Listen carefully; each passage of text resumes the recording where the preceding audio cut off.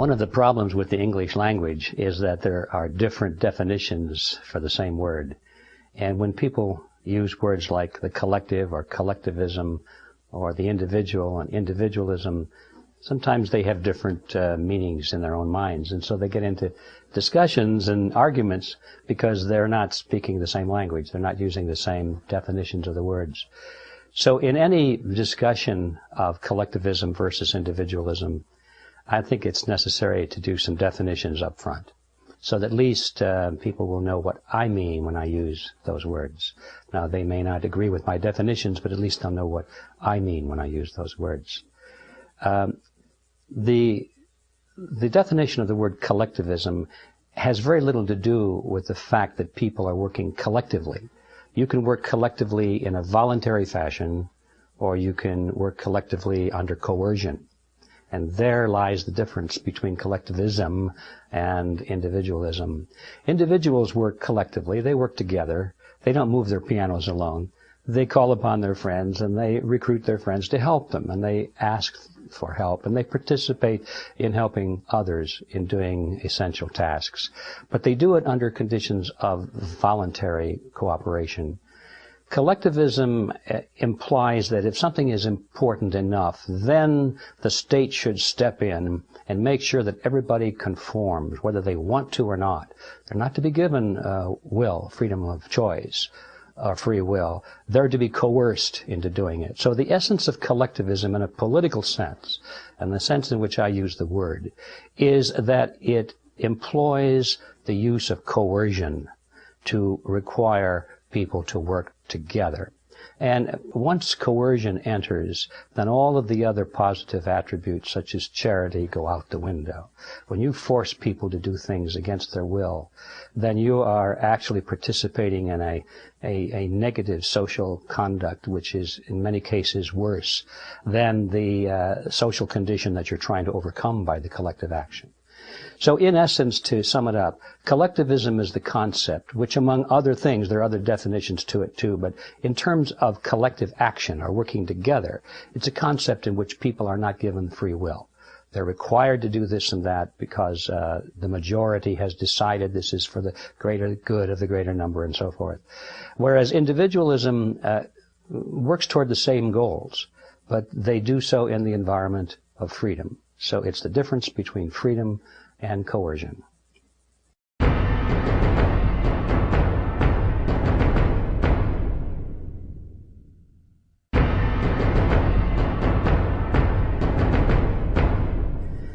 There are groups, many of them I think, that are seeking to establish a new world order, a world government based on the model of collectivism.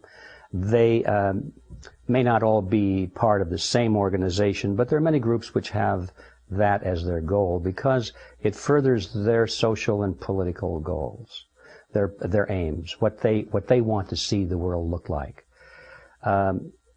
You can imagine who these people would be. The ones who control others benefit from a totalitarian system. In other words, politicians like collectivism, because collectivism puts ever-increasing power into their hands. Bankers like collectivism because it gives the banks the power to create money with state sanction and state support, to create money out of nothing, and that gives control over human beings. Anybody who benefits from controlling others has a natural affinity to this concept of collectivism. They want to be in the driver's seat. They want to be the masters. They want to be the social engineers. They want to be the gatekeepers. And so all of these people work together instinctively, even though they may have separate individual or professional goals. They do work together and support each other toward this ultimate aim of a new world order, is how they like to describe it, which is a totalitarian system based on the model of collectivism.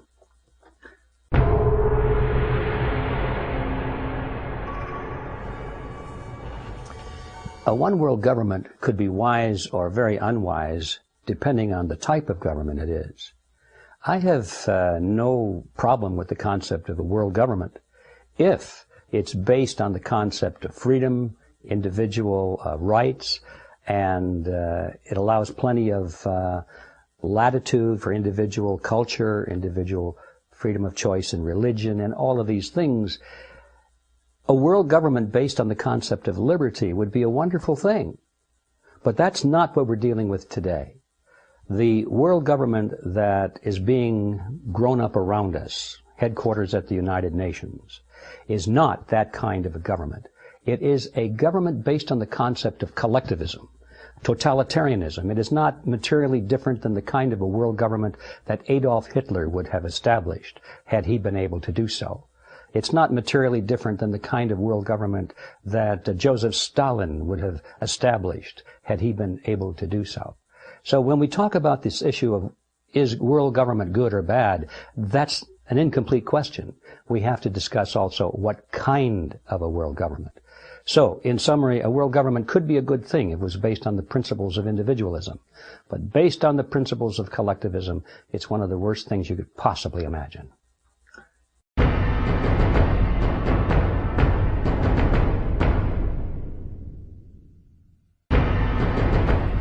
It's not easy to define the word collectivism in a few sentences because there are so many aspects to it. But it is easy enough to recognize a few of the major aspects, and you'll recognize it.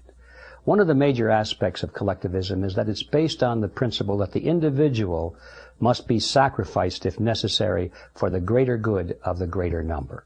You'll find that under all forms of collectivism, whether it be Nazism, communism, fascism, socialism, or neoconism, or whatever you want to do. All of these forms of collectivism have that fundamental philosophy or ideology beneath it.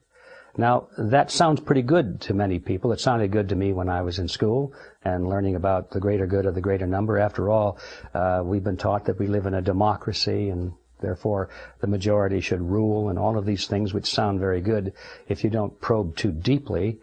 And so many people think that that's a good concept. But it's a terrible concept when you follow it to its roots. Because you see, there's no such thing as a group.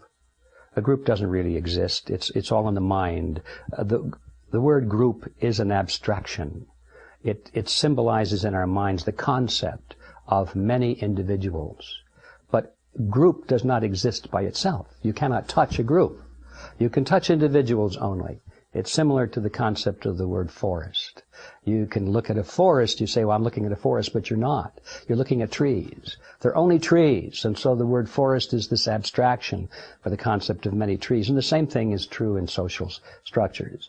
The word group is a very deceptive word. We think that the group somehow has rights. Well, since there is no such thing as a group, we're really dealing with the concept of many individuals having somehow more rights than a smaller group of individuals. And so that really, if you follow it all the way to its core, is a question of mathematics. Collectivism is based on the substance that three people really have the right to tell two people what to do regardless, because there's 3 against 2. And once you boil it down to the issue of mathematics, it falls apart, because human rights are not based on mathematics. I know we don't have time for a lot of this, but something that just occurred to me this morning when I was thinking about this concept.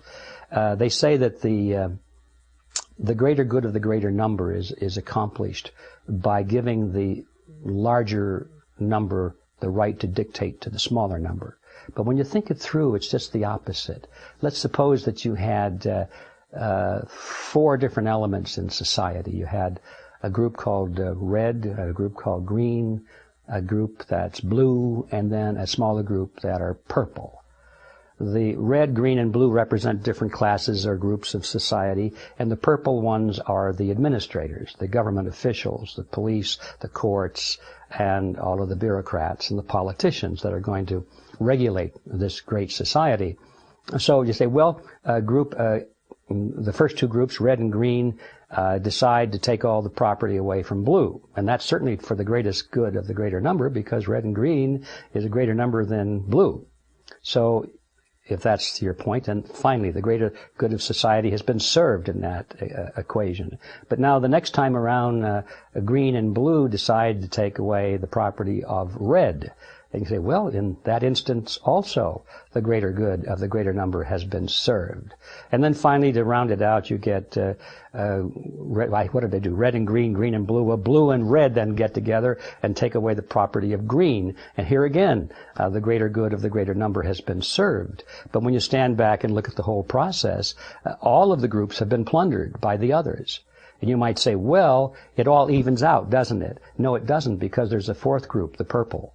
And every time there's a plundering action going on, the purple wind up with a pretty good share of the action just for their administrative services. And so when you follow it all the way through at the end of this process, all of society has been damaged by this greater good for the greater number concept, you see. The only greater good for the greater number really comes from the concept of individualism, when you deny the majority to take away the rights or the property of the minority. If you hold up the individual as the supreme element in society instead of the group, under that philosophy, under that ideology, now you do actually have the greatest good for the greatest number.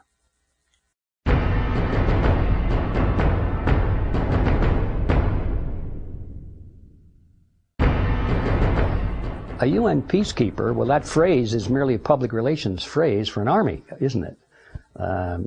UN peacekeepers are just the soldiers that are employed by the United Nations.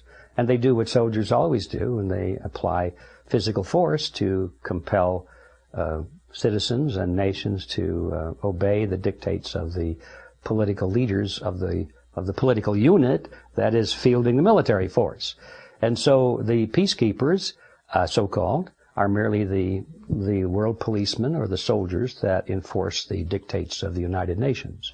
And so when they bomb a city or shoot a civilian, that's a peaceful bomb, and it's a peaceful bullet, because they're restoring peace. And you see, it's just a bunch of propaganda. It's just a twisting of words to make people feel good about it. But the truth of the matter is that all armies are nothing but the instruments of coercion.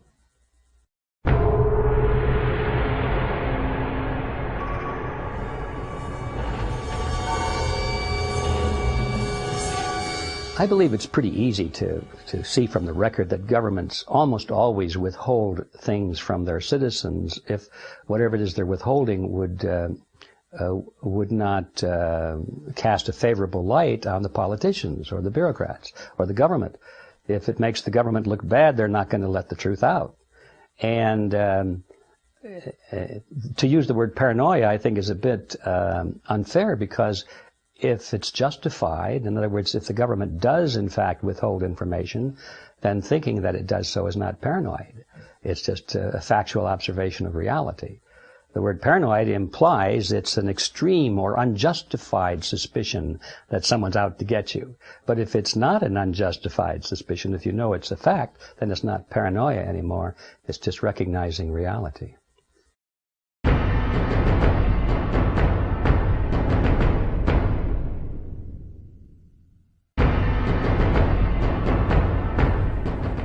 There definitely is a plan to consolidate the United States, Mexico, and Canada. It's more than a plan. It's a mechanism. It's a movement that is well underway. It's not something that's to be done in the future. It's to be completed in the future. But the beginning stages already are well underway. And is it a good idea or not depends on what's going to come out of that merger. I believe that governmental units, regardless of whether they're small or large, whether they're local or national or even international, supposing we're going to merge the three nations together, whether that's a good thing or a bad thing depends on the type of government that will be created. If we had the type of constitutional republic that we were given by our forefathers, if that were in place today, notice the word if, because unfortunately it has been terribly eroded. But if it were in place today, and if that were the concept of the kind of a government that we were going to use in the merger of Canada and Mexico with the United States, I think it would have a lot to be said for it. I would probably be in favor of it. But that is not what's happening today. What is happening today is the merger of these three countries into a collectivist super-regional government. By collectivist, I mean it will be totalitarian in nature. There will be very little room for individual rights. It'll all be dictated from the top, and it'll be practically a model of what we now seeing happen in Europe and the European Union. We see increasingly, with the passing of every month, that the rights of Europeans and the privileges as citizens in their respective countries are being eroded to the point where now the European Union is becoming the dominant political governmental force.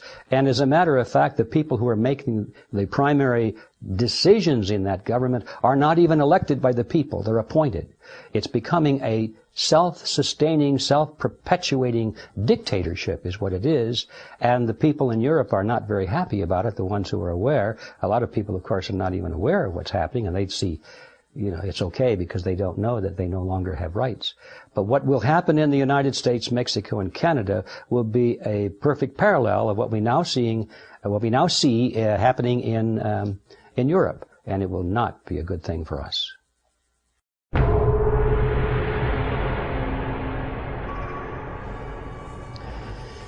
The word conspiracy causes a lot of people heartburn, doesn't it? Because people have been conditioned to laugh at the word conspiracy. Anytime somebody thinks that there are secrets being withheld by the government, or that the government is not being forthright in telling us what really happened in this event or the other, we get a lot of commenters, editorialists, who tell us, oh, you're just a conspiracy theorist. And that is supposed to close off the debate, because who wants to be a conspiracy theorist? It makes you sound like you're mentally feeble or something like that. Well, actually, it's the other way around as far as the mental feebleness is concerned, because people who laugh at conspiracies, I kind of feel sorry for them. They've never read a history book. Because anybody who knows anything about history realizes that from the very dawn of history, world events have been shaped to a very large extent by conspiracies of one kind or another. And it's just been going on throughout the centuries, and there's no reason to believe it stopped all of a sudden with the arrival of the year 2000 or 2008 or 2020 or whatever. No, it's an ongoing thing. And if you go to the courthouse in your local town or your county and you just sit there long enough, you're going to see plenty of trials brought to the front that involve conspiracies of one kind or another. Conspiracies in business, conspiracies in the family, conspiracies to deny somebody their right, conspiracy on the part of a corporation to violate a law, conspiracies all over the place. And yet, when you come to government, where the rewards of conspiracy are the greatest of all, we're supposed to think that it's impossible that our government would have conspiracies in it, and anybody would think so is some kind of a Looney Tune. When actually it's just the other way around. People who question conspiracies, I think, have got an awful lot to learn. Is there a conspiracy at work to take over the world? There is a movement at work to take over the world. There is a group of people who are trying to do it, and they're well along, as a matter of fact, in accomplishing this goal. The trouble with the word conspiracy is that it needs to be defined. Conspiracy needs three parts to make it a true conspiracy. First of all, it has to involve more than one person, two or more people. The second component is that it uses coercion or deception to accomplish its goal. And the third ingredient is that its objective has to be either illegal or immoral. If you have those three things together, then by dictionary definition, you do have a conspiracy. So we look at the group today, and I'm talking primarily, let's put a name on it, the group of people who are centered around the Council on Foreign Relations, the CFR. It's a relatively small group, about 4,000 people in the United States. All of their people are in very powerful positions in government, in the media, in the educational system, and so forth. They are really the hidden rulers of America, and they all have a common agenda. And that agenda is the establishment of a new world order based on the model of collectivism. So there's more than two of them. There's more than one of them. So that part of the conspiracy is satisfied. Do they use coercion or deceit to bring about their goal? And as a matter of fact, they do. And they even boast of it in some cases. They certainly use coercion. They like to use the police. They like to use the armies to manipulate political divisions and bring about regime change, as they call it, and that sort of thing, and to control the population at home. They're certainly willing to do that. But are they doing something which is immoral or illegal? There is the question. Probably not illegal, because just about everything they do is quite legal. And they see to it because their people are the ones, generally, who make the laws. And so they make sure that they pass laws to require us to do the things they want to do. And if we resist, then we are the ones that are doing something illegal, and we might be called the conspirators, you see. So what they're doing, for the most part, is quite legal. And is it immoral or unethical? And now here is the final edge, where you have to make a decision. They don't think so. They think that the goal that they are seeking is the highest morality of all. This new world order that they envision, to them, is the highest morality for society. It's the highest goal. And those who seek it are the ones to be praised. And those who oppose it are the immoral ones. And they are the evil ones. They are the ones that should be put away. And so in their minds, they are not conspirators, because they're pursuing something which is of such a great high ideal. And to them, if you have to lie and cheat and even kill in order to bring about this high ideal, it's necessary for the greater good of the greater number. So it's a good thing. Sometimes you have to do that, and they say.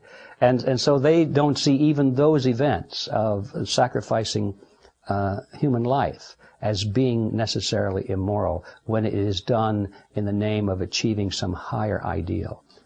So in their mind, no, it's not a conspiracy. But in the minds, I think, of most of us who are being brought under this plan, who are now being forced to live according to this plan against our will, I think for most of us, the word conspiracy is a very justified word.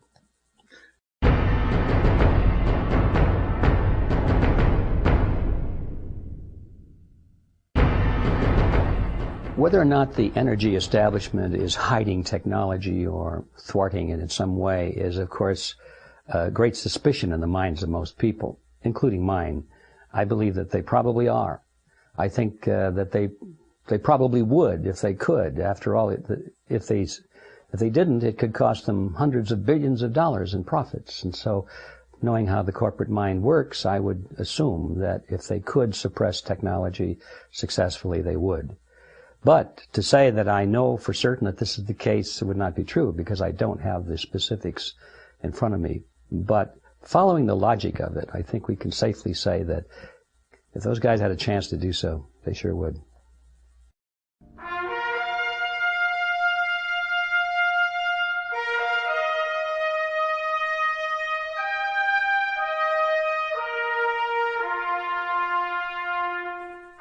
The U.S. Constitution, of course, is a document.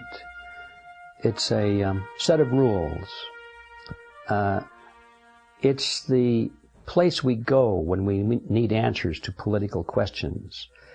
It is the compass that should lead the nation along the path of freedom and liberty for the individual.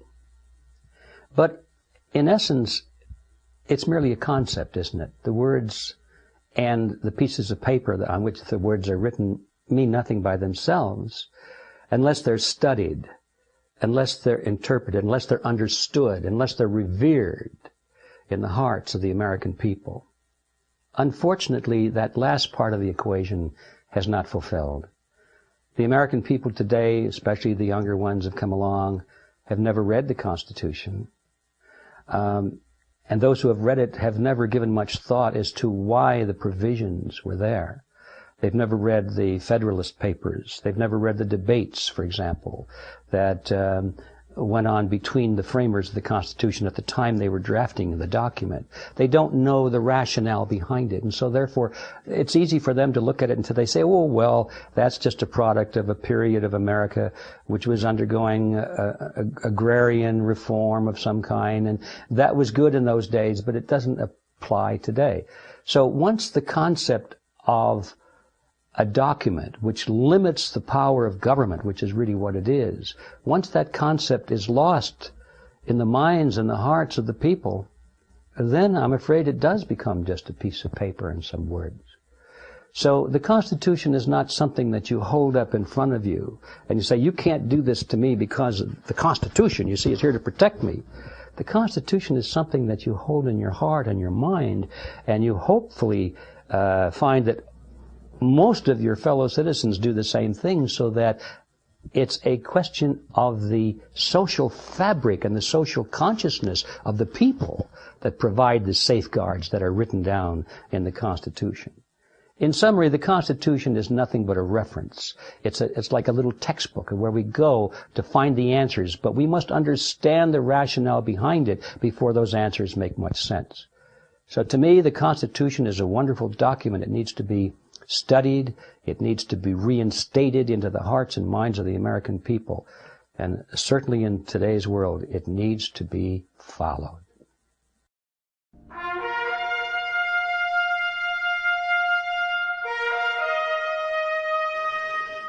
The significance of "we the people," as it was written into the founding documents of the United States, was that the power of the government was coming from the people, being handed to the government, and that the people, we the people, were the supreme authority.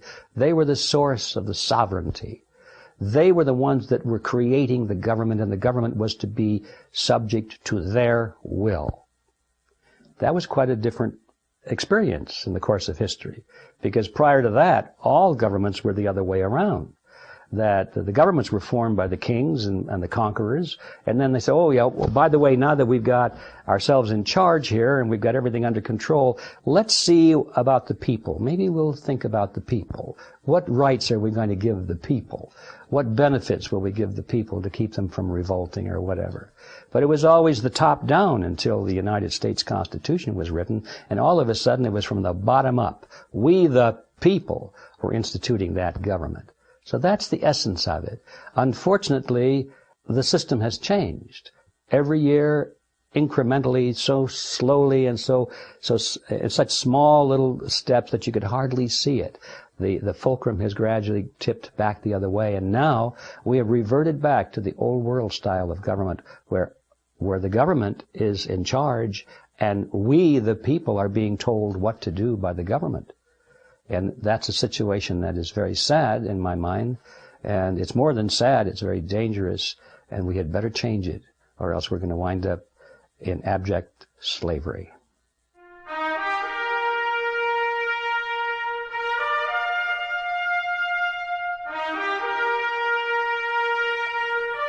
The question of whether or not governments rule by force in a legitimate fashion that question has a lot of little tricky levers on it, you know.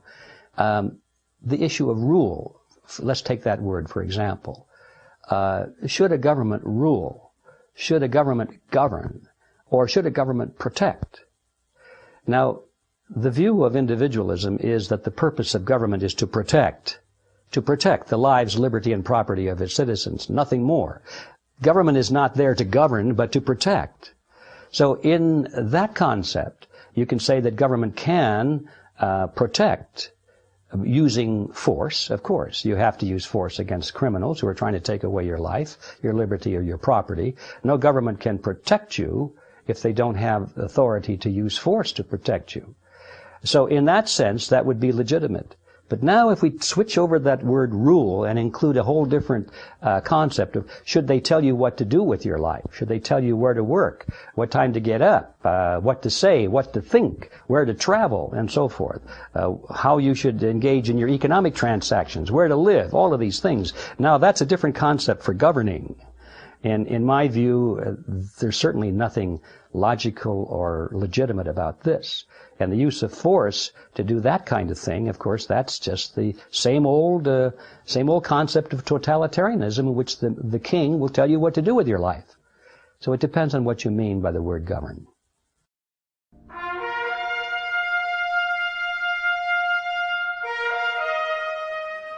The Patriot Act violates numerous provisions of the Constitution, particularly the first 10 amendments, the Bill of Rights. There are many provisions in the Patriot Act which go directly contrary to our Bill of Rights. So, to me, on the surface of it, the Patriot Act is totally unconstitutional. There are some side issues there that I think are mostly sophisticated issues thrown in to muddy up the waters a little bit. Like, for example, what about conditions of national security? You know, can we suspend the Constitution? In other words, can we suspend your rights to protect your rights? Which is basically the issue. And you get into these silly debates, and I think anybody, if they thought it through, says, no, you can't take away my rights to protect my rights. That doesn't make sense at all. But basically that's what the philosophy behind the Patriot Act and all these other so-called security acts is all about. They're going to take away your freedom now, so you don't have to worry about losing it later.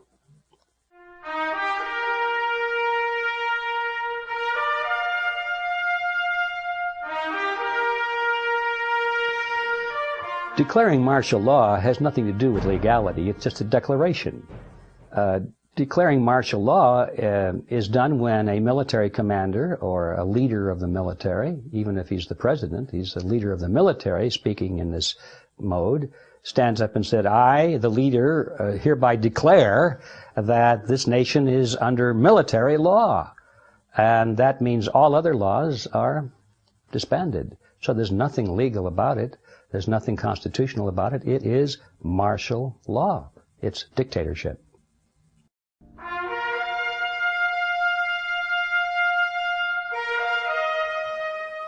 Original intent of the founders, I think, is pretty self-evident. Original intent is original intent. What did the founding fathers intend when they wrote those words into the Constitution? They can be interpreted in modern context. You can say, well, they might have intended it to apply to all money, for example, in the times of the drafting of the Constitution. But in today's world, it doesn't apply that way. Well, you can say that the Constitution should not be interpreted according to the original intent of the Founding Fathers, but I don't think you'd stand much of a chance of winning a debate on that position. The Constitution means what the founders intended it to mean. Otherwise, it means nothing. If you want to have the Constitution mean what modern politicians think it should mean, then you don't need a Constitution. In fact, you're better off without one. Just say, what do the modern politicians want us to do today? Forget the Constitution. If you're messing around with the Constitution, you must face the reality that it means only what the original intent was of the Founding Fathers.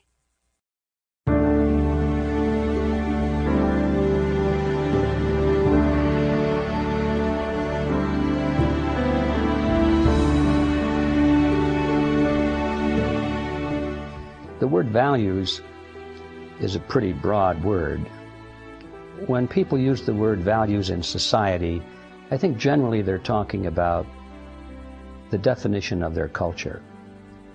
What is the predominant religious view? What is their view of justice? What kind of a judicial system do they have? Do they think that everybody is entitled to a fair trial, for example? Do they believe in honesty? Every culture has its own little set of rules and regulations, the ethics of that culture. Many of them overlap, but you'd be surprised as you travel around the world how divergent some of those elements can be. For example, in the United States and in the Western world, the idea of monogamous marriage is just, it's a value. It's a very important value, but there are parts in the world where a man is entitled, in fact, an obligation to have more than one wife, especially if there's a woman that needs to be provided for. Her husband has died and she's on the street. You'll take her in as a second wife and so forth. And Americans are horrified at that idea because they're tied up with this question of sexuality, and they don't realize that in other cultures it's got very little to do with sexuality at all. It has to do with family unit and supporting people in need and so forth. So each culture has its different values. That's not to say that we're supposed to have the view that all cultures are equal. I think we're entitled to be biased in this sense. I think most of us, regardless of what culture we're in, are entitled to think that our culture is the best. And I don't think that we ought to be trapped into the position of saying, well, our values are no good because they're different from other people's values. But in Western civilization, certainly in the United States, we have a set of values that has served us well. and has created a great civilization. And without going into enumerating them, I think that those values are worth protecting.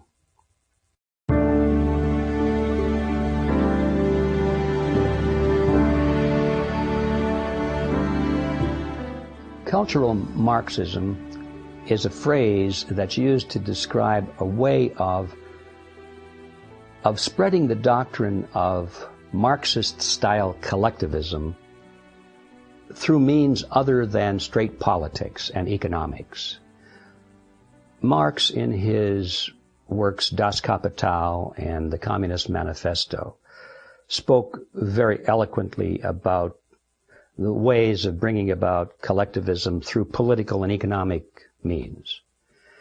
But after Marx, there were a group of Marxists who wisely decided that you could bring this collectivist society to a nation through culture as well, by introducing certain values and concepts that would break down the family, for example. Just one example. If you could somehow break down the family unit so that it was no longer self-sustaining and no longer valued in a society, then that would leave individual members who formerly could turn to the family for support in times of need.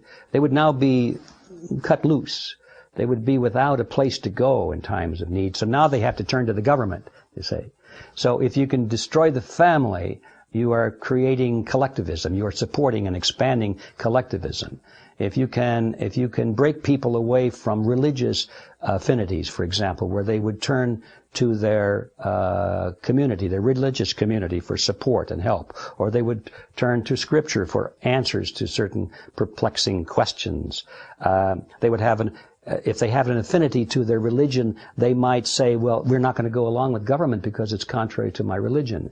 So cultural Marxism would attack religion of all kinds. It doesn't make any difference, because there was another place where people could go other than to the government for support and for answers. So cultural Marxism would be that type of activity in any society that breaks down the culture in such a way so that people instinctively turn to government as an alternative for the support that they otherwise would have. This is done through art, it's through music, it's through literature, it's through motion pictures and that kind of thing. It's the implanting of certain ideas and concepts which make them very ripe for the philosophy of collectivism and makes them very ripe for turning to government as the big daddy, the big solver of all problems.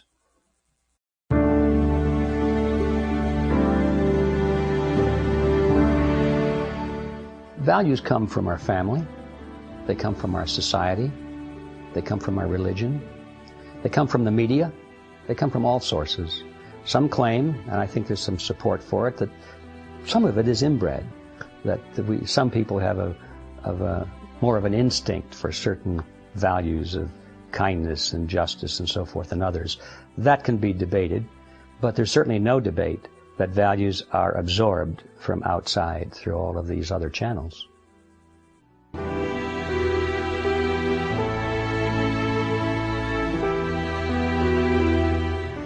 Whenever you discuss values, you wind up discussing comparative values, don't you?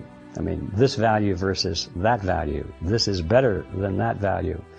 And inevitably, you find people that hold different values than yours. And all of a sudden, you've got a little debate on your hands, and some people cannot stand a difference of opinion on their values. You know, somebody said once that the only thing that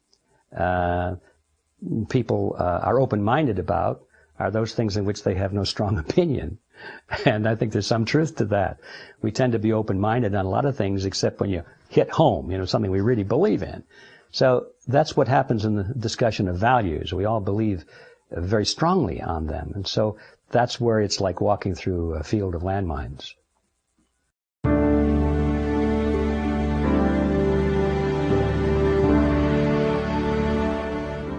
Values are taught in public school. They cannot be otherwise. There's no institution at all that can avoid teaching values if by no other means than example.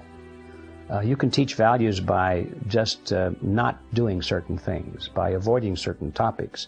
Students pick up on that. They get the message that, we're not talking about religion, for example. Well, that's a value. We don't talk about religion. That's a value. So institutions, including schools, all teach values. Can they? Yes, they can, and they do. Should they? I think they should. But now the question is, what values? And now we're to a deeper question, which is when we talk about schools, we're talking generally about public schools, which are political entities. Now we're talking about a school system that's teaching values that's determined not by the parents, not even by the teachers, but by the political groups that provide the funding, the politicians, the bureaucrats, the think tanks, all these invisible structures above. Now, those are the people who are determining the values that are being taught in our schools. I think, personally, the ultimate answer is that schools should teach values. Schools should be completely operated by parents. They should be in control, and therefore the parents can determine what values are taught to the students. If the school doesn't teach the values that parent wants taught to their children, then they can take the child out of that school under my ideal system and put him in another school which does teach those values.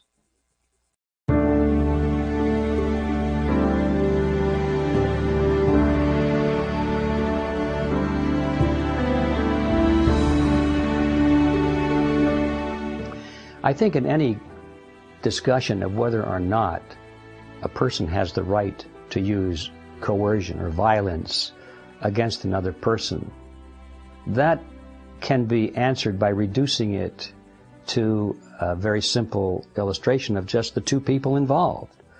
The question is, would I have a right to use violence against someone who was trying to force me to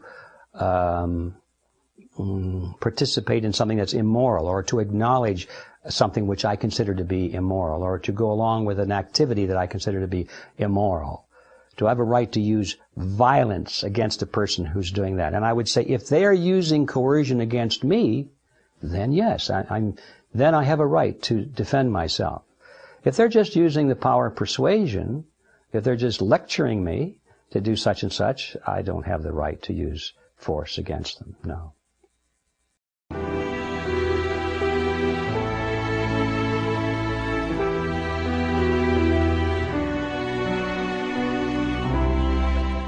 The question of indoctrinating soldiers to participate in a war and be willing to kill enemy soldiers, is that a morality, is that a moral thing to do or not, is very complex, because there are several assumptions that are made in that. First of all, the assumption is that the war is a just war.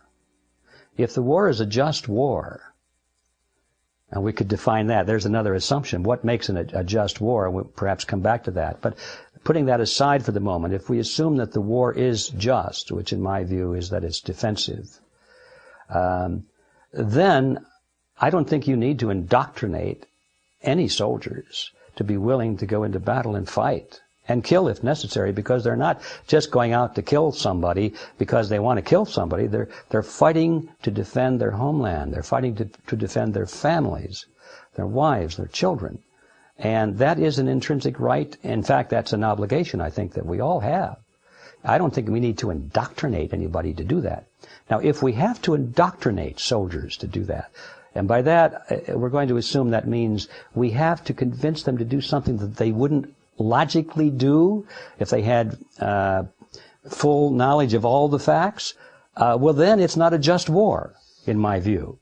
I think that a just war is one that you don't need to indoctrinate anybody to go fight it. If it's a just war, people will know that it needs them in it.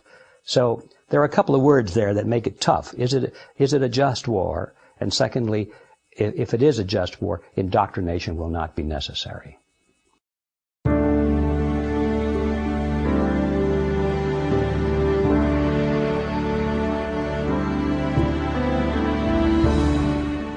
There are two questions in there. I think that values are very much determined by the luck of where you were born. I think that if any of us had been born in the middle of Africa, for example, our values would be entirely different than what we have today. If we were born in the middle of Asia, our values would be different than what we have here in the United States. There's no question in my mind that values are partly the luck of where we're born, the luck of who our parents are, the luck of the community in which we live, certainly the luck of our friends. I think as young people we tend to want to be accepted. We're very vulnerable at a certain age. We want to be accepted, and there's tremendous peer pressure to be one of the guys, at a certain early age. And I think if we're unlucky, we run into some bad people, and we want to be like them. If we're real lucky, we run into good people. But on top of that, I think the influence of our home is perhaps the most powerful of all. Because I think if you have good values in your home, that an individual can certainly resist and reject bad values from acquaintances in school and maybe even in the media. But anyway, all those factors are at work, and so when you have two soldiers meeting on the battlefield, they all come from a different background of values. And I'm sure, it's sad, but I'm sure it's true that when you have two nations fighting each other, the soldiers on both sides believe firmly that they are on the right side. They have to. They believe that they are fighting for their country and their homeland, their culture, their way of life, and they believe that the other side is evil and trying to take away what they have. And so blood is spilled. And it's largely a result of opposing values. Is it logical? Yes and no. It's certainly logical that it happens that way when you realize that values are different in different parts of the world, and soldiers come from different parts of the world, and they bring the values with them that they inherited. So it's logical that it should happen that way, but is it logical that it must always be that way in the future? I don't think so. I think the time is coming with the ability to communicate around the world, to share ideas. I think the time is coming, hopefully in the not-too-distant future, when this whole business of war will be seen as an illogical event, and that the people themselves who see it as an illogical event will be able to take control of their governments and prevent their governments from thrusting them into a war that they don't want. So it's logical and illogical at the same time, like so many things, but I think we're moving into the light, and I hope someday the logic of peace will be much stronger than the logic of war.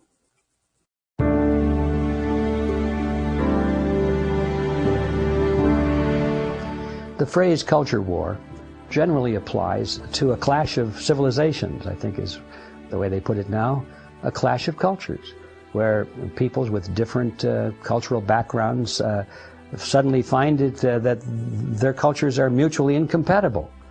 I really find that hard to believe, because cultures have been able to get along side by side for thousands of years until political leaders come along and decide that they want the territory or the riches of the other country, and then they start playing upon the cultural differences of their people to whip up some kinds of a hatred against the other culture.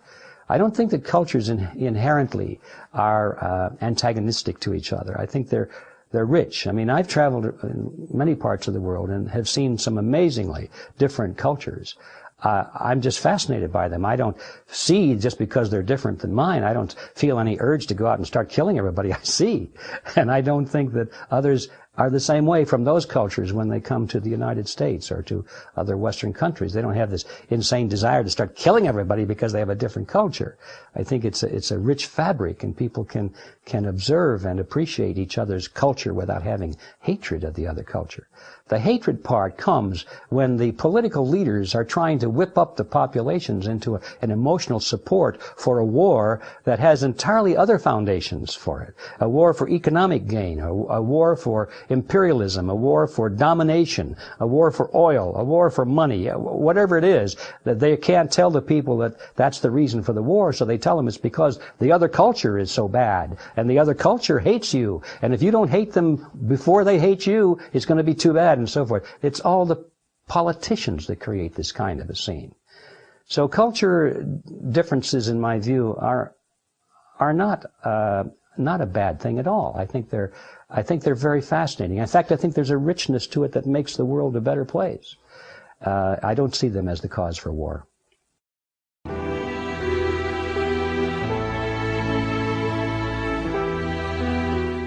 The United States used to be a melting pot, a place where all peoples from different cultures could come, and they all knew that they had a new homeland, and they would not necessarily give up their old traditions or their old affinities, but they took on a new one, and they knew that now here in America we must become Americans. We must adopt the American way. We must adopt the American language.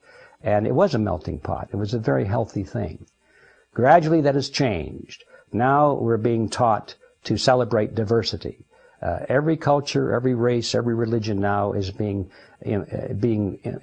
sort of pushed into the direction of placing their heritage above the American melting pot. They're being told that the American melting pot is a bad thing, that you should have allegiance to your homeland and to your origins first. So now it's no longer a melting pot. Now it's kind of like a centrifugal force where people are being thrown away from the center, and we're having more and more divisions based on culture than we ever have before. It's a very bad sign, and I think we have to go back to the melting pot concept again.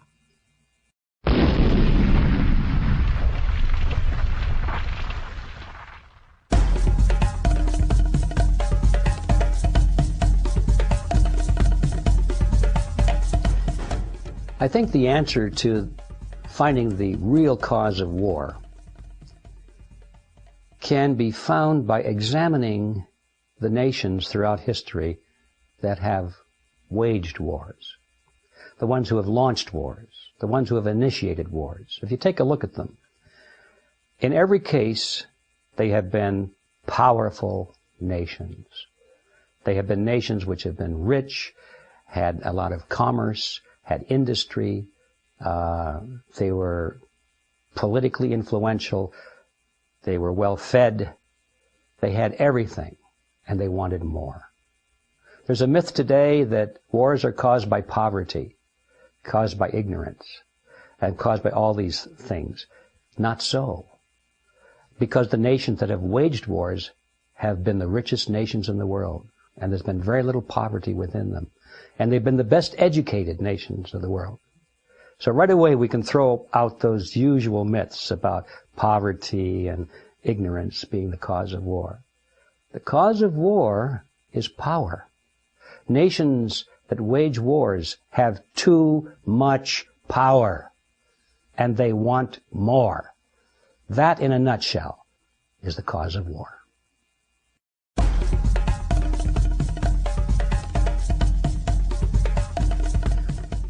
Well, in my book, The Creature from Jekyll Island, I created a fanciful scenario called the Rothschild formula, and it was an explanation of why the international bankers participate in financing both sides of wars. Now, I made it very clear that I doubt that this was ever spelled out, certainly never written by Rothschild or any of the other bankers, but the ones in that banking fraternity understand the rules of the game pretty well nevertheless. And it goes something like this, that the very wise and wealthy financiers of the world, going way back, even before Rothschild's time, have observed that the world was a pretty rotten place to live in. That nations were always fighting over something or other. Somebody was always trying to conquer somebody else, and wars were universal. Too bad about that, but that's the way it is. So they decided that, well, Since you can't stop wars, you might as well benefit from them. You might as well finance these warring sides, because they pay a lot of money to get gold and silver, whatever they need to finance their military excursions. They need money. So we found out, that we bankers, that if we loan money to them, that we get paid back. They don't question what the interest rate is, because they're fighting a war. And if they can win the war, they can just plunder the victim and pay us whatever we want out of the plunder. It doesn't cost them anything, really. So too bad about that, but we'll finance both sides of any war, because we're not going to stop it. We might as well benefit from it. Then the issue comes up, well, what happens if one of these nations decides not to pay us? What are we going to do about it? Well, that's a problem. Since we bankers, we don't have any military of our own, what are we going to do about that? How are we going to force that nation that we loaned this money to pay us back? The answer is very simple. If they refuse to pay us back, we'll finance an opposing nation or a revolutionary group somewhere else to become an enemy of that nation and attack it and destroy it, invade it. We'll create another war, in other words, in order to get our money back. We'll finance this side to attack that side. And so by financing all sides in a war and keeping the world divided up into warring factions so that no one unit is particularly stronger than the other, the banks can continue to finance all sides of wars forever and always collect their interest, because they have the ability of putting one nation against another nation to collect their debts. In a nutshell, that's the Rothschild formula.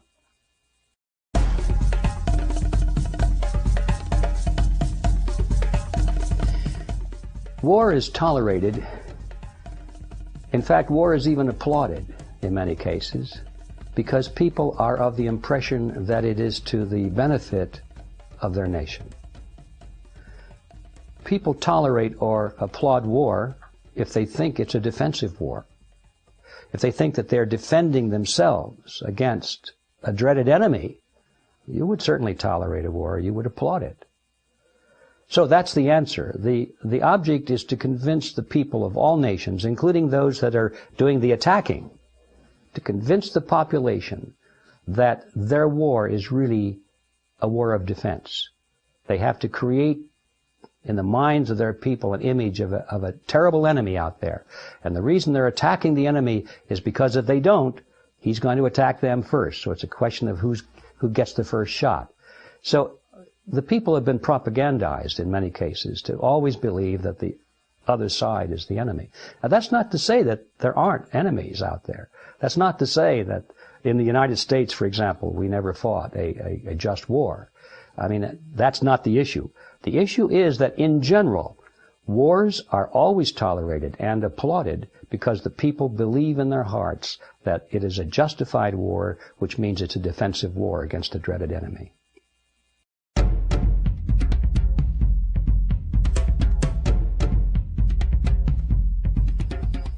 The issue of murder versus killing as it relates to war is pretty much the same as it relates to individuals. If an individual kills another person in self-defense, if he's defending his life and has to shoot somebody who's threatening his life, that's not murder. It's self-defense. It's killing, but it's not murder. If a nation is engaged in a just war, which means a defensive war, and killing goes on, that's not mass murder. That's killing. It's true, it's killing, but it's defensive. So the question is whether or not the war is aggressive or defensive. If an individual takes the initiative against another individual and takes their life, that's murder. If a nation is aggressive against another nation and kills hundreds of thousands of people in the assault, that could be called murder also, because it's aggressive and not defensive.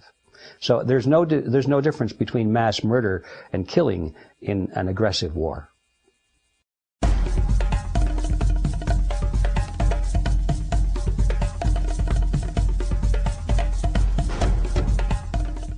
Capital punishment is an issue which has a tremendous amount of energy and emotion attached to it, because some people look at it as the needless taking of another person's life.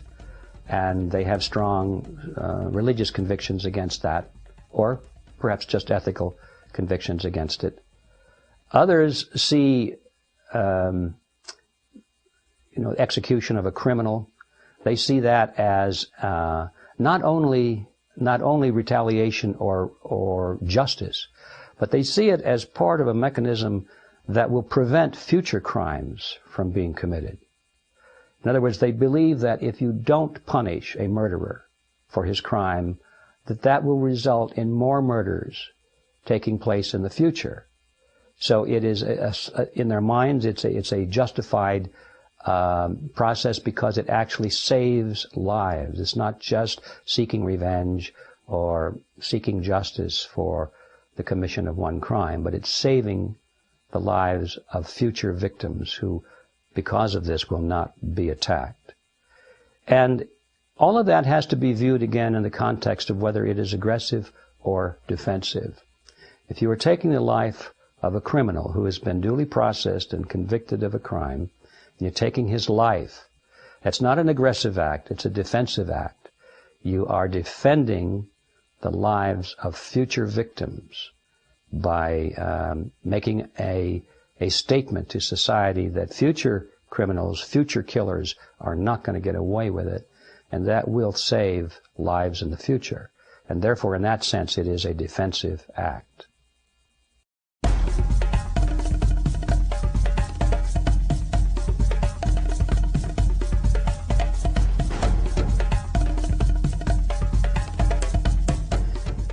In an age when we're all fed up with war, it's very easy to be so anti-war that we don't think anymore about the question of a just war. We think that all wars are wrong. In my view, this is not clear thinking. Defensive wars are justified. And in a defensive war, if somebody's trying to attack us and take over our country, truly do, not something that our political leaders have created this myth about, but really is truly happening, then we would gain by winning that war. Because if we didn't win it, we would lose our freedom. So there would be a net gain in a true defensive war. We've got to get rid of this thinking that all wars are automatically unjust. I have to say that most wars in our modern age, in my view, are unjust because they're being fought over reasons which are not honestly stated. They're being fought over hidden agendas. But we must keep in mind that there is a theoretical basis for a just defensive war. And in that case, the winner would have a tremendous amount to gain, be preserving his liberty.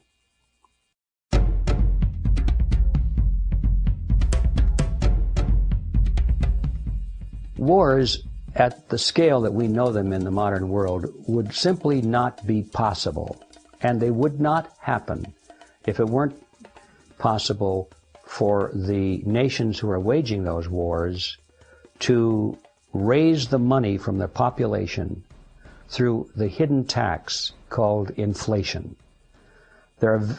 I can't think of any modern wars that would have been fought if the taxpayers of those countries had known right up front what it was actually going to cost them. They would have demanded some kind of a compromise or something.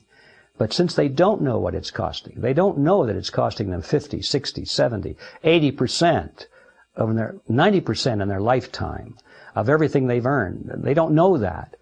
But if they did know that, they wouldn't permit it. They wouldn't allow their politicians to do it.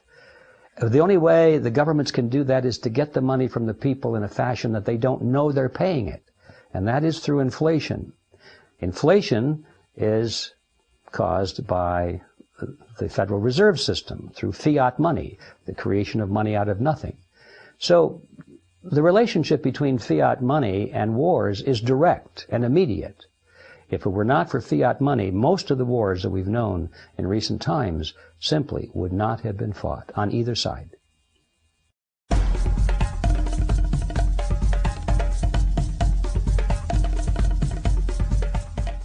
Eisenhower was dead right about the military-industrial complex. What more can you say than that? Just look around you, and there you see it everywhere. Now, It's interesting to me that even though Eisenhower was right about that, he came from it and was very close to it most of his life. And I don't know for sure whether he was doing what so often we see politicians do, is they speak against something while at the same time supporting it. I'm not prepared to go that far, but I do know that that has happened many, many times. I think of the establishment of the Federal Reserve System, when Woodrow Wilson came out and spoke so vehemently against it, and yet he signed the bill, and he was financed by the banks, and so his job was to speak against it so that people would think that he was the voice of caution and that he wouldn't allow anything to happen that wasn't in the best interest of the American people, whereas all the way along it was known from the beginning that he was going to cooperate and let it go through. So whether Eisenhower is in that boat or not, I don't know, but the simple answer is that he was right about the military-industrial complex. Definitely right.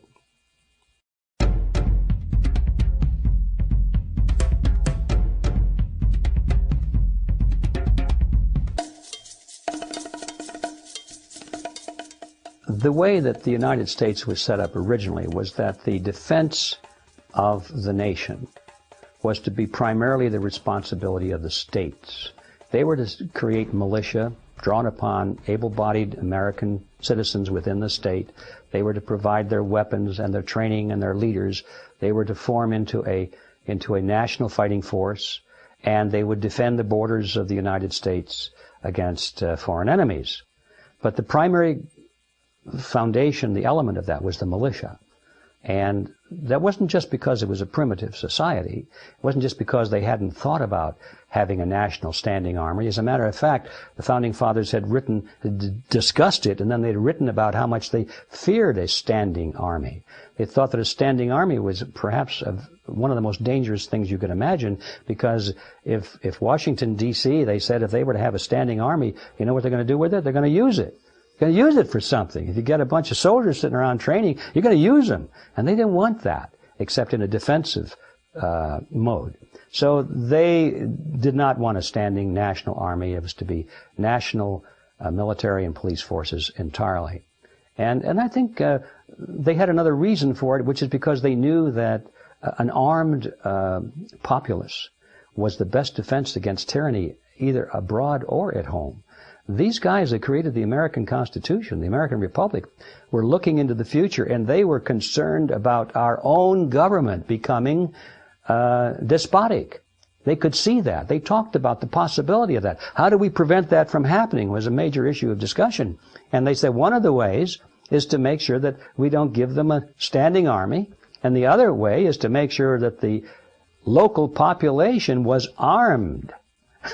Because if you've got every man, able-bodied man in the country, and women too, armed and knowing how to use a weapon and under training and with their local squad leaders and so forth, their own commanders, there's no government that's in the United States that's going to turn against them. So they were very wise, I thought. And today, people laugh at that concept, but now that we're losing our liberties, I think the laughter is dying down pretty rapidly. To answer the question very succinctly, the Constitution foresaw that the best defense of the United States from enemies, both foreign and domestic, was to have a fully armed and trained local militia. And they did not want a standing federal army.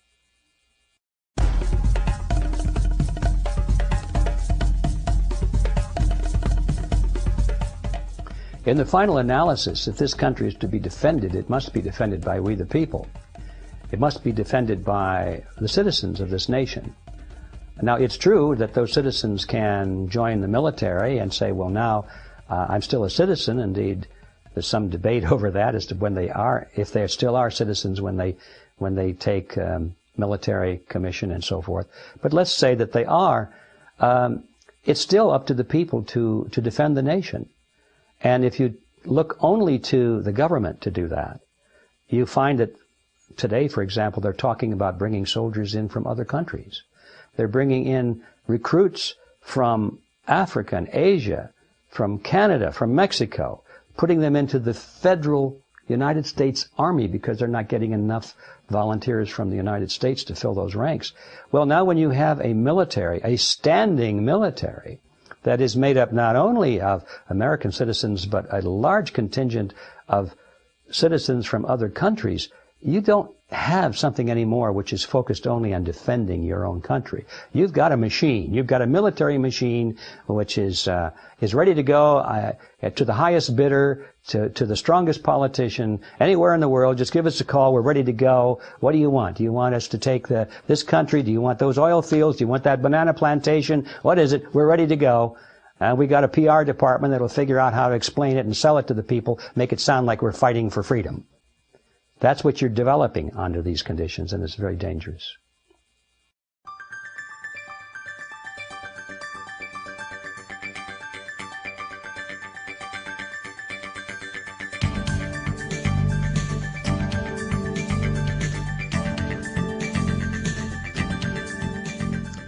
The government should not provide for either the individual or the collective. That is not the role of government to provide, at least in the view of people who follow individualism. In my view, the proper function of government is not to provide, but to protect. Because if you're going to provide for some, you must have the authority and the power to take from others. And once you're in that business of taking from some and giving to others, now you're in the business of redividing the wealth. And that gives you tremendous power over the citizenry. And it always leads to abuse of power and eventually to totalitarian regimes. So the proper function of government is not to provide for anybody. It's simply to protect them.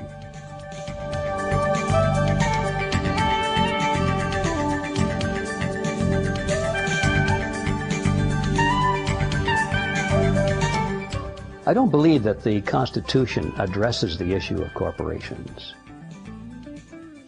That aside, should corporations have the rights of individuals or people? I believe that that's an issue that can be good or bad, yes or no, depending on another issue which is seldom discussed. The other issue is, if corporations have the rights of individuals, then are the people who run those corporations personally responsible for the actions of the corporation? Now, there is the issue that very seldom is discussed. If the president of a corporation, if the board of directors of a corporation, if the chief executives, the vice president, so forth, of corporations, were to all sanction an act which was to take away the life of an individual, for example, they said, well, we're going to do this because we don't care about the risk. We're going to market, let's get specific. We're going to market a drug because we want to make profits. And we know that our laboratory has found test results that make this a very dangerous drug, and we could kill some people with this. But we're going to bury that fact. We're not going to let the public know that we have this data. We're just going to say we've tested it for safety and efficacy and everything looks good. And now they put the drug on the market, and 350 people die in the first month. Now, the way systems are built today, the families of those victims could go to the court, and they possibly could get a very big judgment against the corporation. So who pays that bill? Let's say they get a $50 million judgment against the corporation. Who pays the bill? The stockholders of the corporation. They had nothing to do with it. Why not try the president and the executives and the board of directors for murder? Now we've got responsibility here. The same thing applies, by the way, at the government level.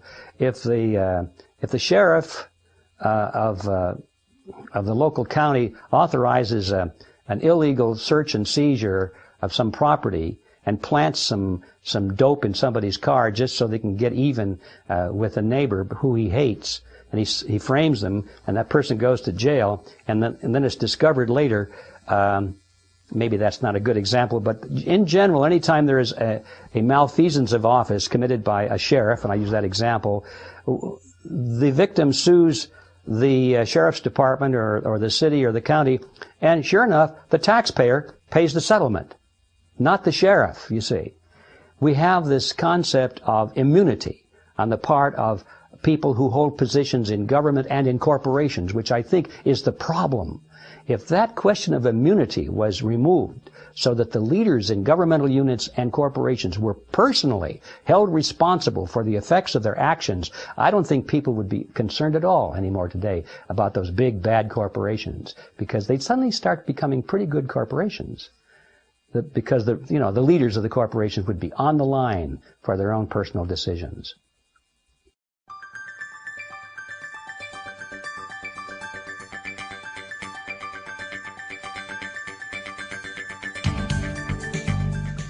I don't think that the problem of political corruption is to be solved by limiting the length of time that a politician stays in office.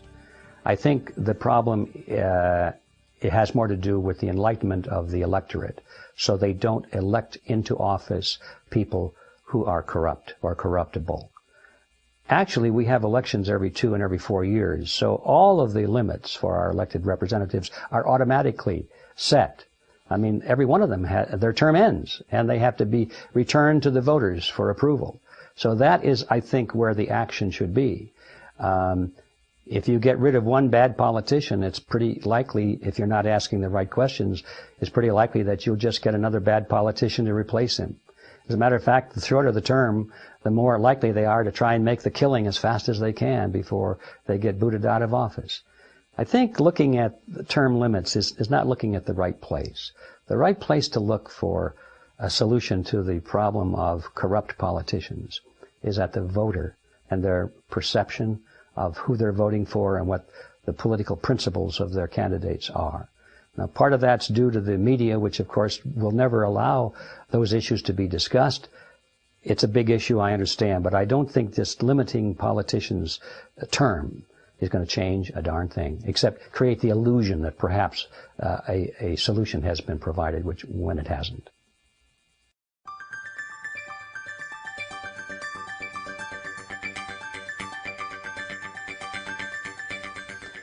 If everyone were voted out of Congress and new people voted in, we'd lose an awful lot of bad politicians and 1 or 2 good ones. And I think since the same people would be voting in the new politicians that voted in the old politicians, we'd probably have an awful lot of new bad politicians go back into office and 1 or 2 good ones. So in other words, I don't think there'd be any change.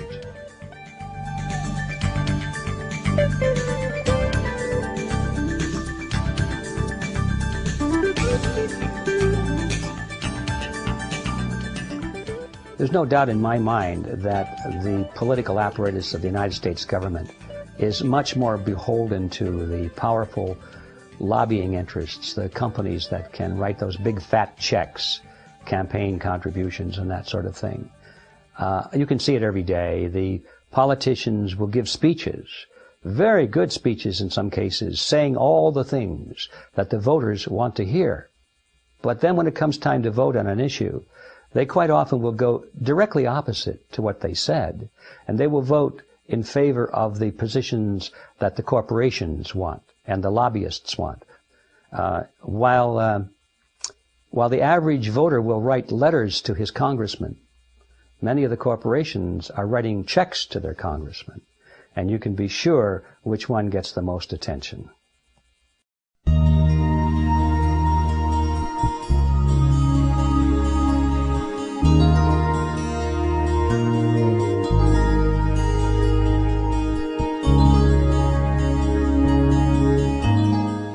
The Federal Reserve is technically owned by the member banks.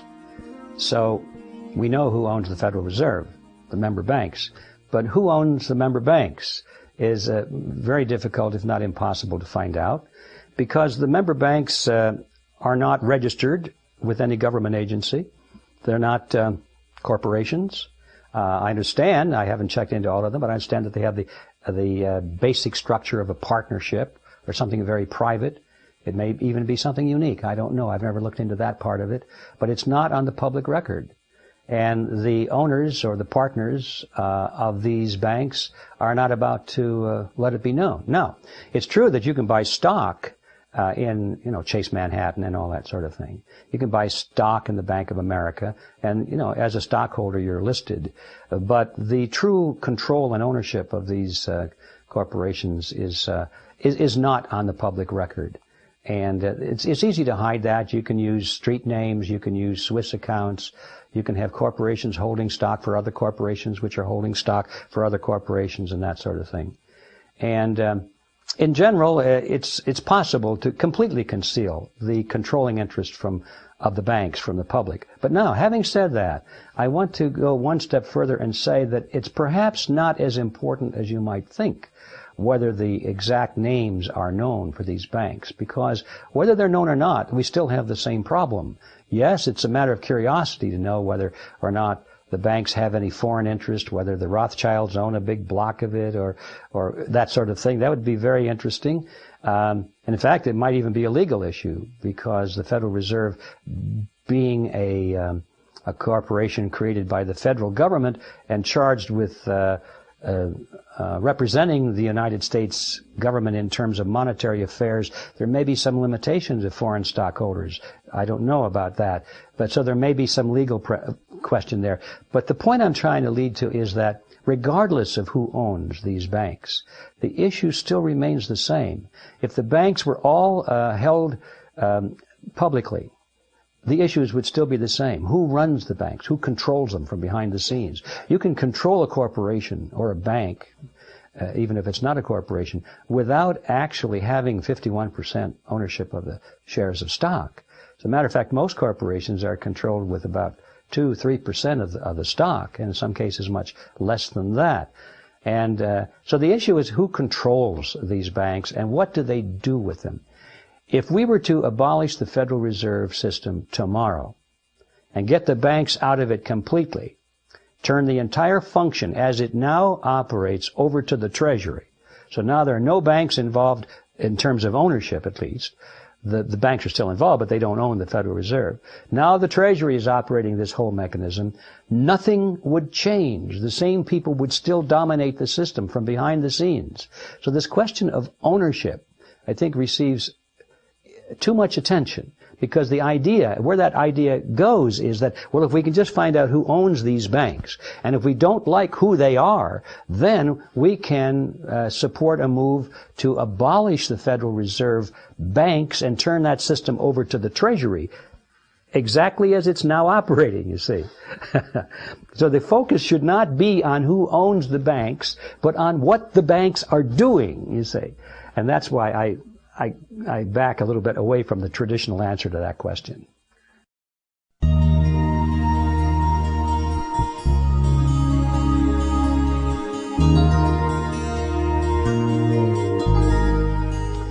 The New Deal, like the Great Society and like the universal peace proposals advanced by President Wilson, all of these presidential programs that have expanded the power of government have been the implementation of collectivism in America.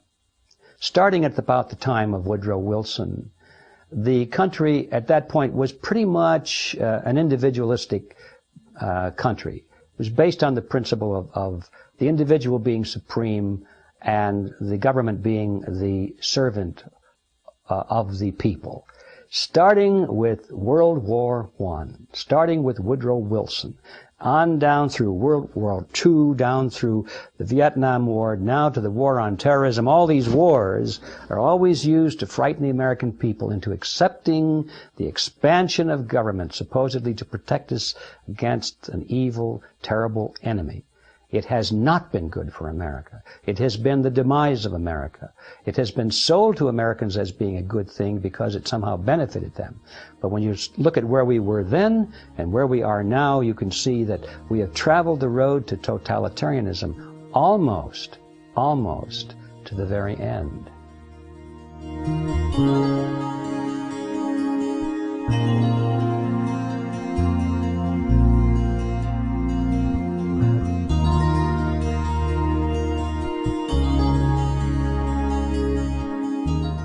I like that question, should the government be taxing illegal activities because of the fact that it might make them want the illegal activities to be prosperous. My answer perhaps is a little extreme. I think most of what the government is doing is an illegal activity. And I see no difference between most of what the government is doing and these so-called illegal businesses it's taxing. And that may sound a little extreme, but when you hold the view that government should be doing only those things to protect the lives, liberty, and property of its citizens, nothing more, and that everything else it's doing is not in the best interest of the American people. In fact, it is the same as theft. It's the same as stealing their property from them, their hard-earned wages. It's the same as taking away their freedom. It's everything is that the government is doing to the people when it deviates the basic purpose of the Constitution is the same as a criminal syndicate would do, as an illegal business would do. So why are we all upset about taxing an illegal business when the authority that's doing the taxing is itself an illegal business? So that's my extreme answer.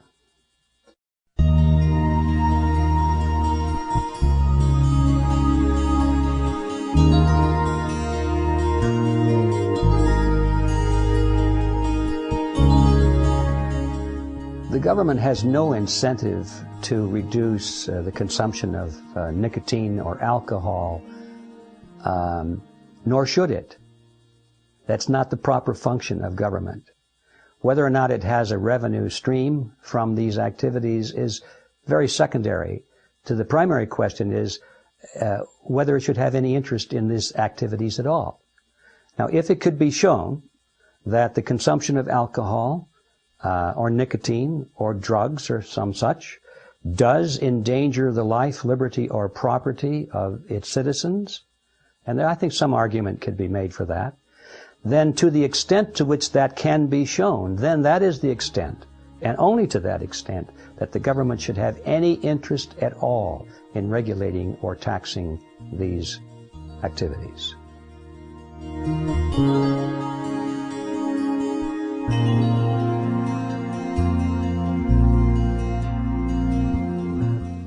The government should have no interest in funding or regulating or directing the activities of alternative energy companies or technologies, except to the extent that that might be viewed as a means of protecting the life, liberty, or property of its citizens.